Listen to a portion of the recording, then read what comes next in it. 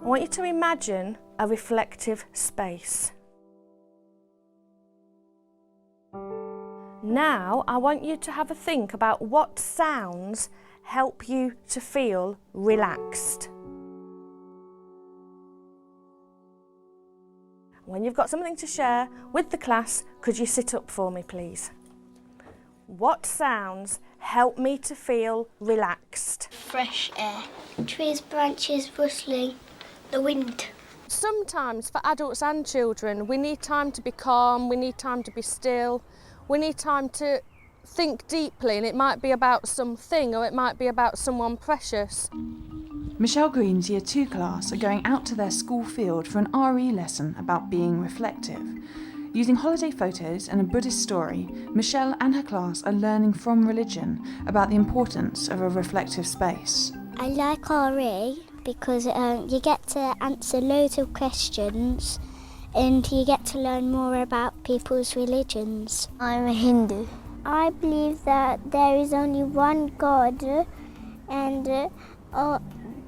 but the God is everywhere around us. I believe in God and Jesus and all of Jesus' brothers.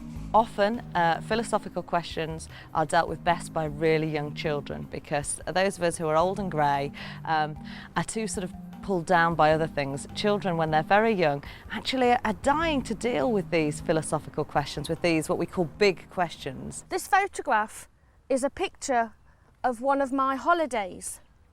And when I look at that picture, it makes me feel really calm.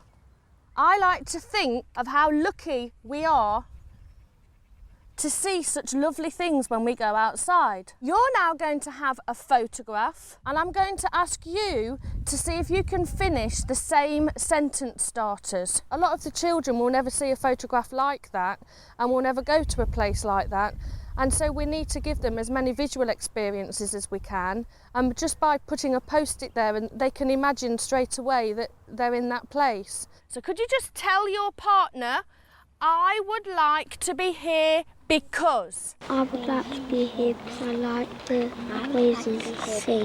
I would like to be here because I can hear the waves swishing. When I am here, I like to think. Could you tell your partner? When I am here, I like to think about my nana and sister. When I am here, I like to think about the grass and the clouds. It made me feel happy. When I am here, I like to think about playing in the sand and hear the swishing sound in the sea. A reflection of mine is? The sky is bright and velvet. Well done there, good words. My reflection is the sea is so deep. The sea is deep. Well done, Jonathan. When you've been calm and relaxed on the sea, you can remember the people who died in your family.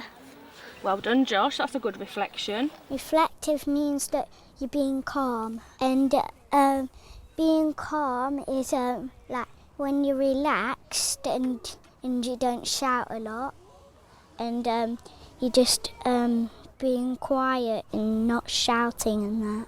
Your mum got to Nottingham. Your mum going to Nottingham? Today we had children making comments about we need to think about somebody that we love or somebody that has died. And I think it's important that we do acknowledge this, that even with children, they do need time to reflect, to be calm, to be still. I think Michelle and teachers all over the country now are being more imaginative about how they teach RE. I'm going to put my storytelling cloak on. Learning outside the classroom is another example of how to do that. When my teacher takes me out in the classroom, it makes me happy and joyful. Children learn deeper, learn better knowledge and skills if you teach them outside. It's good for their mental abilities, and actually, as far as RE is concerned, there are so many ways you can capture something outside. And being reflective, which is what she was focusing on today, a lot of the time as adults, when we want to reflect, we might go outside to do that. Next, I'm going to be wearing a lovely storytelling cloak. It looks like Joseph and his amazing Technicolor dream coat. And I'm going to be telling a Buddhist story, Siddhartha and the Swan.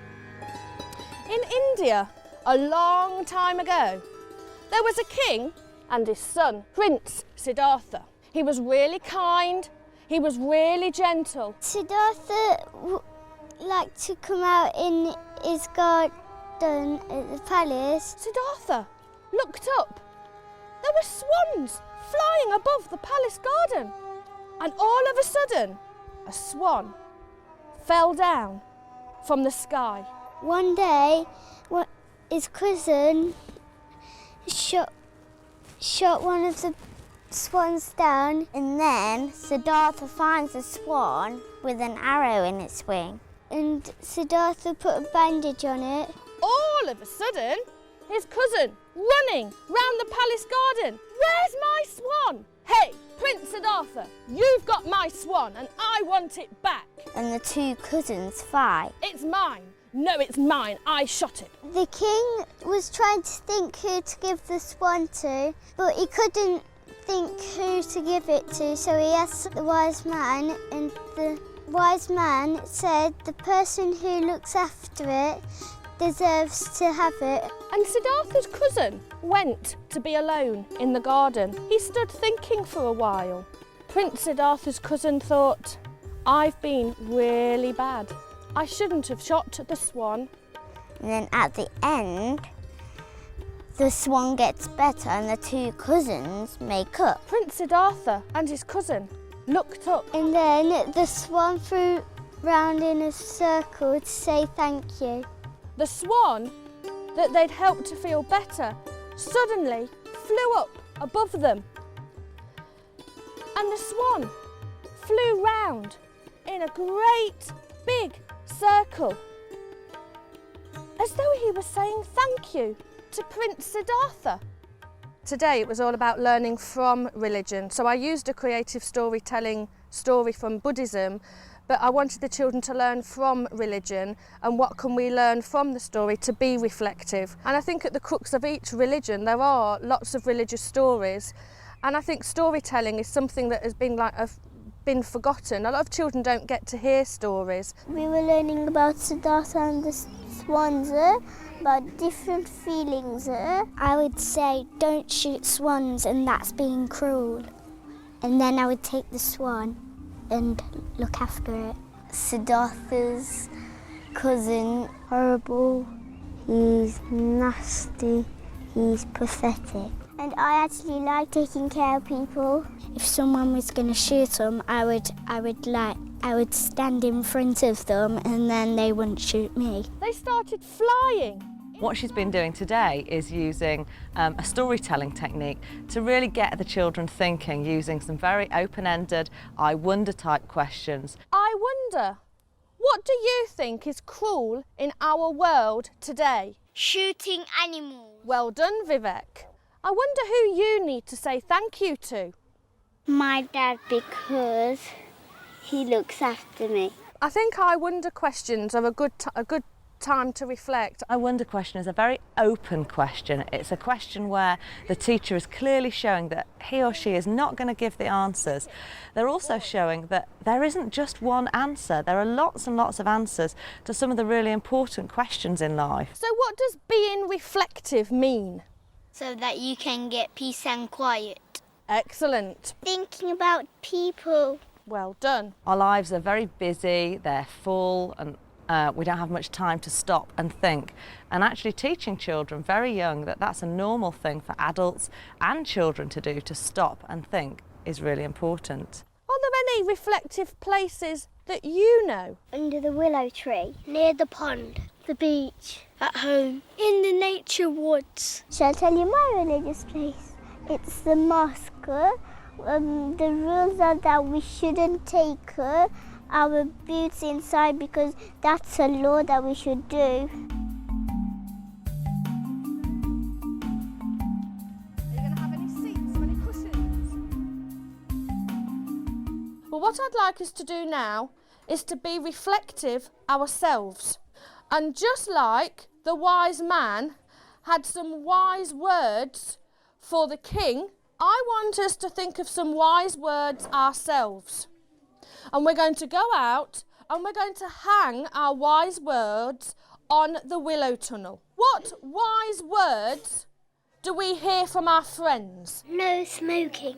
No dogs. No fighting. No swearing. Be joyful. Be polite. Be happy. I want you to write some wise words that you would like someone else to read when they come to the willow tunnel to be reflective.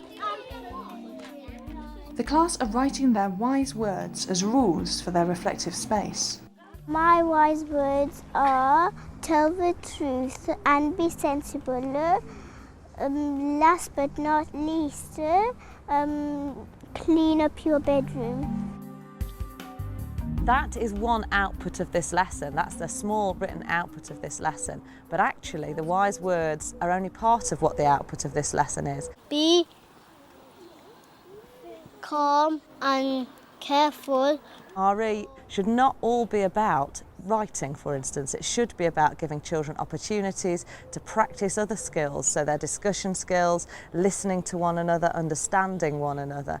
And those skills feed into, when you do writing, getting a much better quality of written or recorded piece of work. Be kind, be loving, be happy, be joyful, be helpful, no swearing. Fantastic. Sean, what have you got on your wise words? Stay calm, no fighting, no dogs, be friends. I would want people to see my wise words because they'll be calm and they would do as it says, and they would be kind to each other. And if they're fighting and they see it, they'll read it and they'll say, no fighting, and then they'll just stop fighting and be friends. Don't swear. Don't swear. So say nice things to each other. I think some teachers are scared of teaching RE, but the bit they're scared of is the knowledge part of RE. And actually, in our world of internet, we can find the answers to anything. And they're also scared of offending people. But I find people from religion and belief communities are just really pleased that someone's taking an interest. And so the bit that's really important to children, the connection they're learning from RE, I think once teachers get into doing that, they really generally enjoy doing that. It's one world and we all need to be sensitive to each other, we all need to respect each other, and if there is anything that I'm unsure of, if I've got a child in my class of that faith, I can ask the child. The whole world, that everybody doesn't have the same religion. If they did, it would be very boring. Sometimes people say to me, my children don't like RE, and when we look at what they're doing, actually they're using worksheets, and it's not surprising their children aren't interested in what they're doing. Once you start using different ways of teaching, asking the children their opinions, showing them the relevance of the different aspects of religions, children love talking about it. They love getting engaged with it. They love doing the things that Michelle has done outside today, taking them outside, thinking about what they do in the classroom, engaging them in story. Then actually the teachers begin to enjoy teaching it and the pupils begin to enjoy doing it. I love RE and I've been really passionate about it for years. And so I think if you've got somebody in school that has got that passion, then it is good to share it.